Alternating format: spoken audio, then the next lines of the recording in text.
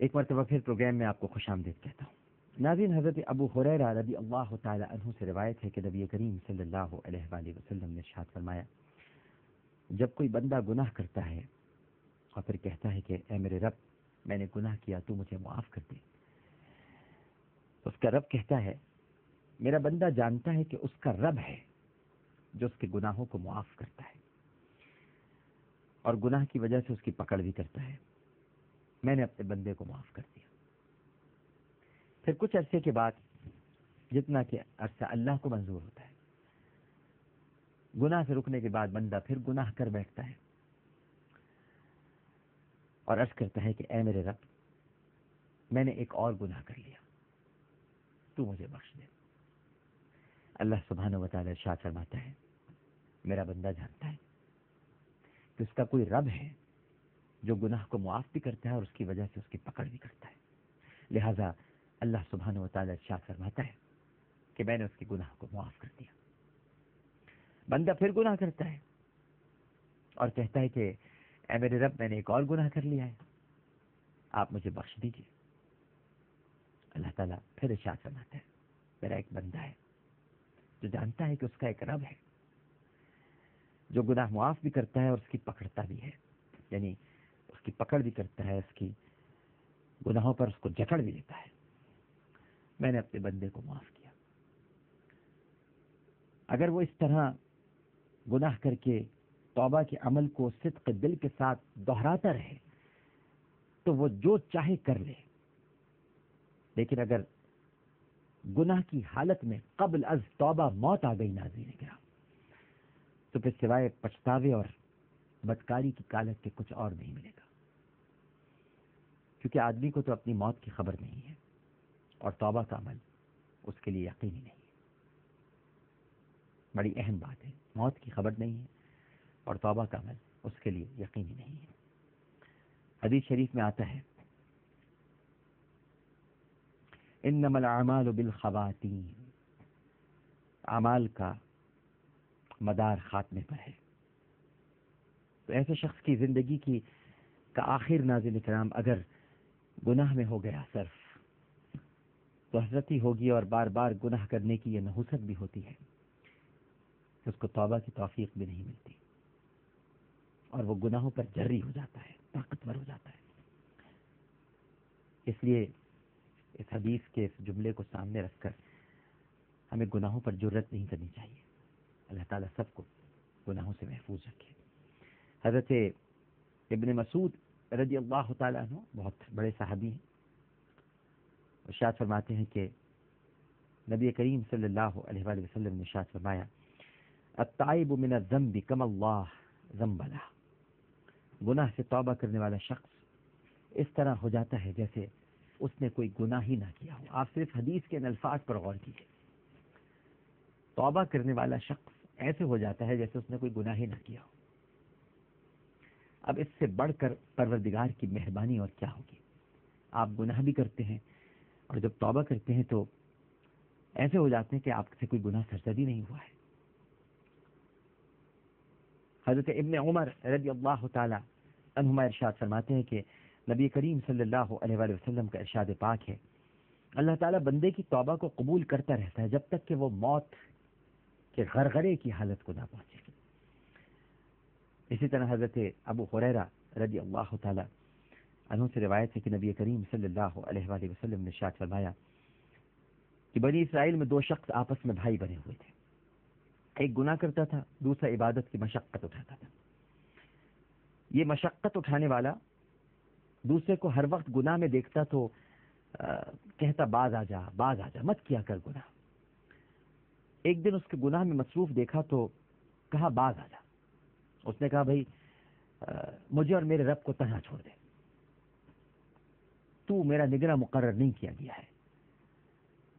اس نے کہا کہ خدا کی قسم اللہ تجھے نہیں بخشے گا، یا روایت میں آتا ہے کہ یہ کہا کہ اللہ تجھے جنت میں داخل نہیں کرے گا۔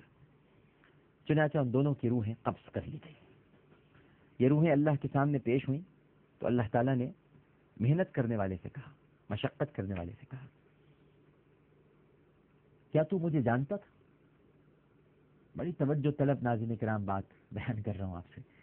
کیا تو مجھے جانتا تھا یا جو کچھ میرے اختیار میں تھا اور ہے تو اس پر قادر ہے؟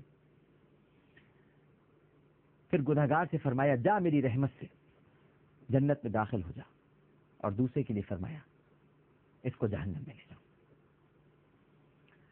یعنی میں آپ کو یہ بتانا چاہتا ہوں ناظرین کرام اس حکایت سے، جو کہ حدیث بھی ہے، کہ آدمی چاہے کتنا ہی نیک کیوں نہ ہو، توجہ فرمائیے گا کہ آدمی چاہے کتنا ہی نیک کیوں نہ ہو، کسی گناہ گار کو حتمی طور پر جہنمی مت کہو، مت کہیے. آپ کو خدا کی رحمت کا اندازہ نہیں ہے. کیا معلوم معاملہ الٹ ہو جائے، کیا معلوم. دیکھیے نا، وہ عبادت پہ مشقت کرتا تھا، محنت کرتا تھا، لیکن ایک دن جہنمی کہہ دیا. گناہ گار کو بھی ناظرین کرام اس حدیث کو پڑھنے کے بعد اترانا نہیں چاہیے. یہ میں سمجھانے کے لیے بیان کر رہا ہوں. جس طرح عبادت گزار کو کسی گناہ گار کو جہنمی نہیں کہنا چاہیے، اسی لیے گناہ گار کو بھی گناہ پہ اترانا نہیں چاہیے. ہو سکتا ہے یہ اس حدیث کا مصداق نہ ہو اور دوزخ میں جلنا پڑے، ممکن ہے. اور یہ نیک رحمت خداوندی سے مایوس تھا، جیسا کہ حدیث سے کے مفہوم سے معلوم ہوتا ہے، اس لیے اس کو دوزخ میں ڈالا گیا، کیونکہ خدا کی رحمت سے نا امیدی کی یہی سزا ہے. مایوس ہو گیا تھا گناہ گار کے بارے میں، اس نے سوچ لیا تھا یہ تو جہنم میں جائے گا. یہ بھی تو ایک مایوسی ہے. مایوس نہ ہو، ہمیشہ امید سے رہیں. تو نہ اس حدیث کی بنیاد پر گناہ گار کو اترانا چاہیے، اور نہ اس حدیث کی بنیاد پر نیکوکار کو یہ چاہیے کہ وہ کسی گناہ گار کو ہر وقت آر دلا دلا کے اسے جہنمی کہے اور مایوس ہو جائے اس کی طرف سے. اللہ تعالیٰ نہ جانے کب کس کو ہدایت دے دے. ہدایت تو وہ پھول ہے جو دل کے آنگن میں اسی وقت کھلتا ہے جب کھلانے والے کی مرضی ہوتی ہے. جب وہ چاہتا ہے تبھی ہدایت ملتی ہے. کسی کے کہنے سے، کسی کے راہ دکھلانے سے یا کسی کے سمجھانے سے ہدایت نہیں ملتی. یہ اللہ تعالیٰ کی عطا ہے، وہ جس کو چاہتا ہے اسی کو ہدایت عطا فرماتا ہے. لہذا ہمیں بہت خیال کرنا چاہیے اپنی عبادتوں کے معاملے میں بھی، اور کسی پر تنقید کرتے ہوئے بھی. ہم بھول جاتے ہیں ناظرین بسا اوقات، اپنے آپ کو اتنا متقی سمجھنے لگتے ہیں، اتنا پرہیزگار مان لیتے ہیں، یعنی اپنے ہی بارے میں حسن ظن کا شکار ہو جاتے ہیں.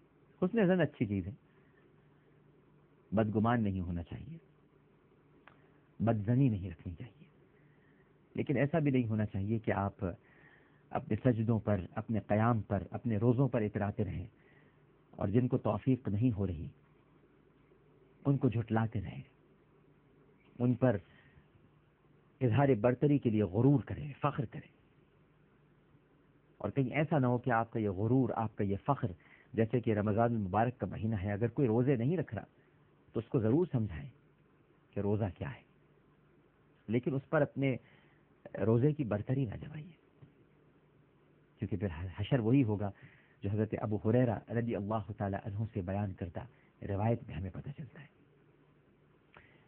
کیونکہ پتہ نہیں وہ کب روزے دار بن جائے،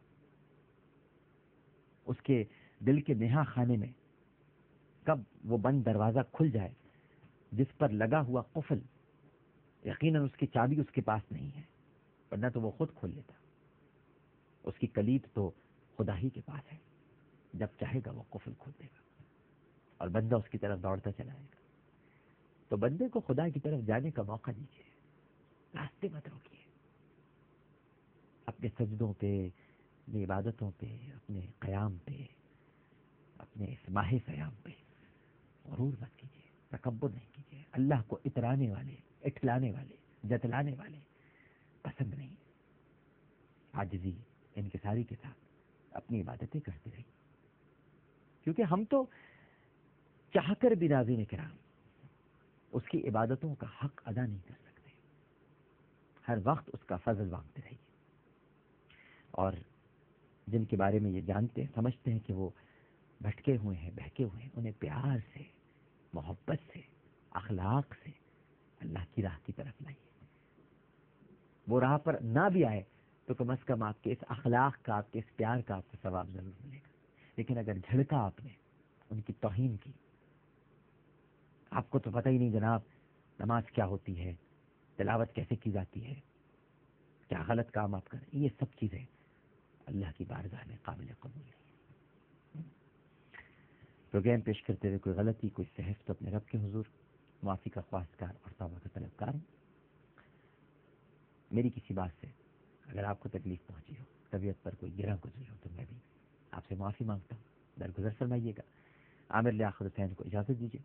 زندگی رہی انشاءاللہ اگلے پروگرام میں اسی وقت اسی چینل پر آپ سے پھر ملاقات ہوگی. اللہ حافظ.